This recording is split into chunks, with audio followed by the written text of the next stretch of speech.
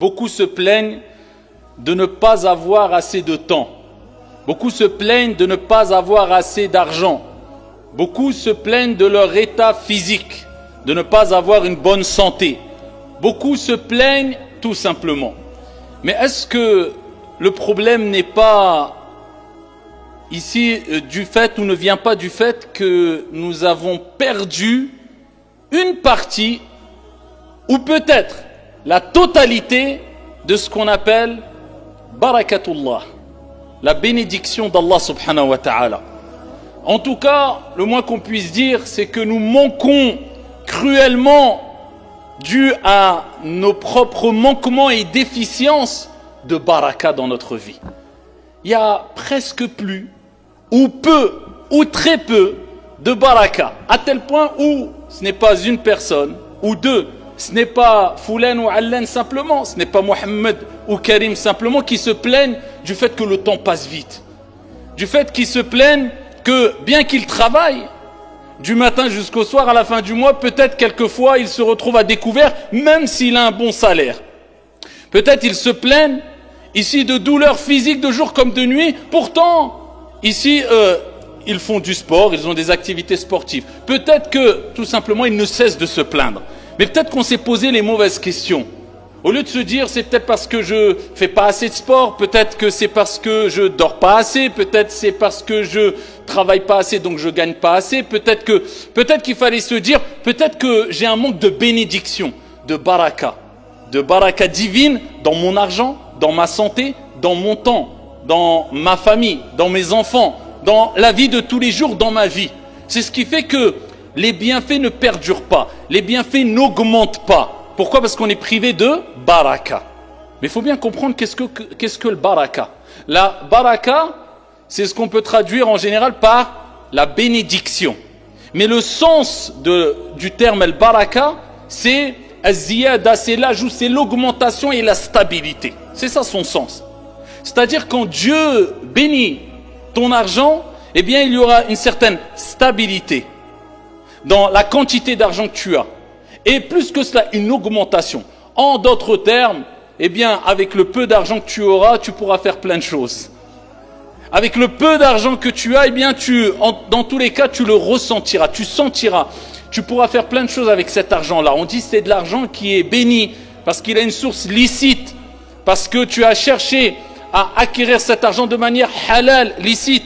Et à côté, tu as des actions qui satisfont et qui ont satisfait ton Seigneur Tabaraka wa Ta'ala, qui a fait que Dieu a béni ton argent. Il y a des gens, voilà, il pèse pas 100 kilos, c'est pas 100 kilos de muscles, hein. Il est tout fin, tout maigre, tu le vois, miskin, comme on dit, il paye pas de mine, mais par contre, Allahumma barik, va faire le hajj avec lui. Wallahi, tu fais juste 3 tours du tawaf, tu es peut-être fatigué, et lui, il fait tous les jours de tawaf, plein d'énergie. Et on voit cela sur les personnes très âgées, quelquefois au pèlerinage. Pourquoi? Moubarak. Il est béni. Sa santé est bénie. Bien que toi tu sois jeune, tu es 30 ans, wallah, tu ne tiendras pas avec lui salat al-tarawih qui durera peut-être quelquefois dans certaines mosquées pendant 1 heure, 1 heure et demie. Pourquoi? Moubarak, al-baraka dans sa santé. Alors qu'il a peut-être 80 ans. Mais toi, tu as besoin d'une chaise.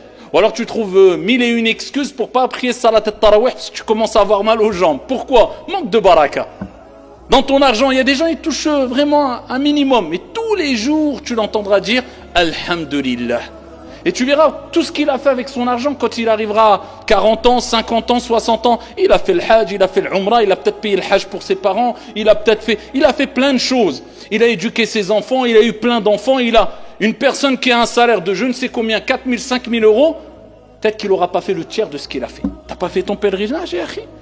Ouais, mais tu sais, il faut mettre de côté parce que tu touches 4-5 000 euros, mon frère, et tu as voyagé partout, mais tes voyages, qu'est-ce qui te reste de tes voyages qui ne sont pas illicites en soi-même?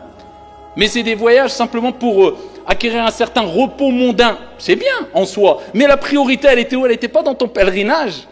Mais pourquoi tu ne l'as pas fait? Pas de baraka.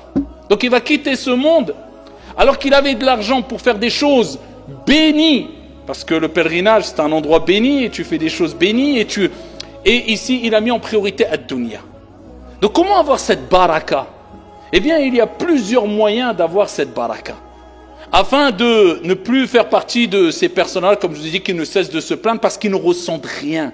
En fait, dans tout ce qu'ils font, il n'y a plus de goût, il n'y a plus de plaisir, ça ne dure pas, il n'y a pas de stabilité et il n'y a pas d'augmentation. C'est comme s'il y avait des trous dans ses poches. Tous les projets qu'il entreprend, ça n'aboutit pas, il n'y a pas de baraka. Comment atteindre la baraka de façon très résumée? Plusieurs manières, on pourra en parler plus d'une heure facilement. Mais de manière très rapide, Inch'Allah ta'ala. La première des choses est dua, l'invocation. Demandez à Allah subhanahu wa ta'ala, car c'est Dieu, c'est une bénédiction divine. C'est Dieu qui accorde al-baraka. Dans ta santé, dans ta vie, dans ta famille, dans tes projets. Tu as besoin de baraka. C'est le tampon de réussite. C'est l'agrément. Wallah, tes projets, ils iront pas loin. Vous avez vu des gens qui sont dans l'illicite quelquefois. Ils ont beaucoup d'argent, tu dis celui-là. Mais t'entends 2 ans après, il est où? Soit il a eu un accident malheureusement, soit il est mort, soit il est en prison. Pas de baraka, ça dure pas. Non. El baraka, c'est quoi? La stabilité. Ça dure dans le temps. Et az-ziyada, l'augmentation. Eh bien ici, ad-du'a. Demande à Allah subhanahu wa ta'ala de te bénir. Oh Allah, bénis, même en français. Oh Allah, bénis mon argent. Oh Allah, bénis ma santé. Oh Allah, bénis ma science. Oh Allah, bénis mon épouse, bénis mon époux, bénis mes enfants. Oh Allah, bénis mes projets. Oh Allah, j'ai besoin de ta bénédiction. Ad-du'a. Car le prophète Mohammed sallallahu alayhi wa sallam lui-même, il disait Allahumma barik li fima a'tayt. Oh Allah, bénis ce que tu m'as accordé. Donc si le prophète disait cela, qui lui-même, le prophète al-Rasoul Mubarak, le prophète il est béni. Même sa main était bénie, sa sueur était bénie. Le prophète alayhi salatu wa sallam, ce qui touchait quelquefois, eh bien c'était ici une bénédiction. Eh bien, ici le prophète lui-même disait Allahumma barik li fima a'tayt. Donc tu demandes à Allah subhanahu wa ta'ala ad-du'a. Et Isa alayhi salam, Jésus lui-même, il dit, regardez, wa ja'alani, et Allah a fait de moi une personne mubarak, bénie où que je sois. Donc demande à Allah Azza wa Jal de faire de toi une cause de bénédiction. C'est quoi une cause de bénédiction? Les gens bénis, ce sont des gens qui sont utiles. Où qu'ils aillent, subhanallah, il y a quelque chose. C'est pour ça qu'il faut fréquenter les gens bénis.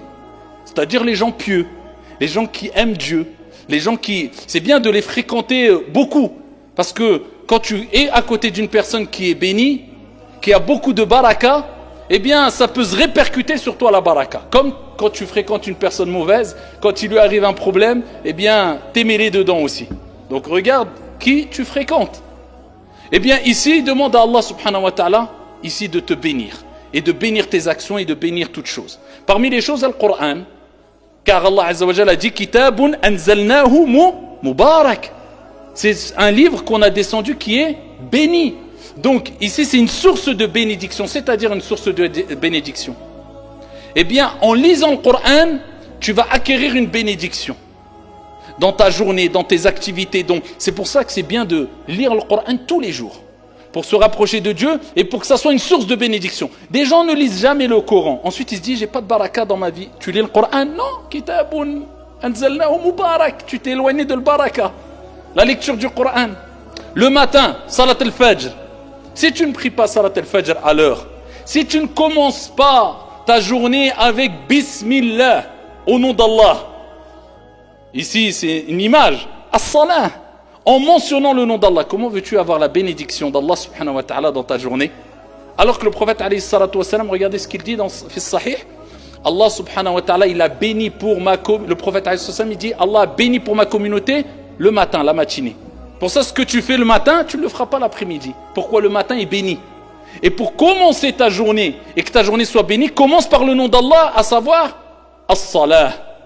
As-salatu khayru minan nawm. La baraka est dans salat al-fajr. Tu commences ta journée. Avant d'entamer ta journée, tu fais quoi? Tu pries. Avant de manger, tu fais quoi? Tu dis Bismillah. Avant d'entreprendre une chose, eh bien, cette chose doit être précédée par le nom d'Allah. Par une ibada. Pour que ta journée, pour que ta nourriture, pour que ton projet soit béni.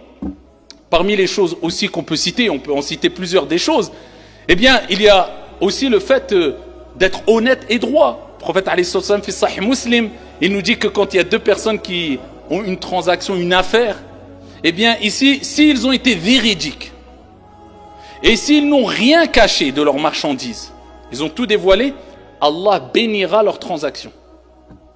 L'affaire sera bénie. Par contre, s'ils ont menti et s'ils ont caché des choses, eh bien Allah ôtera la bénédiction de cette affaire-là.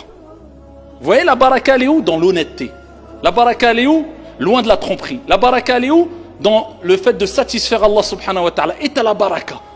C'est-à-dire que tu vas vivre heureux, serein, apaisé.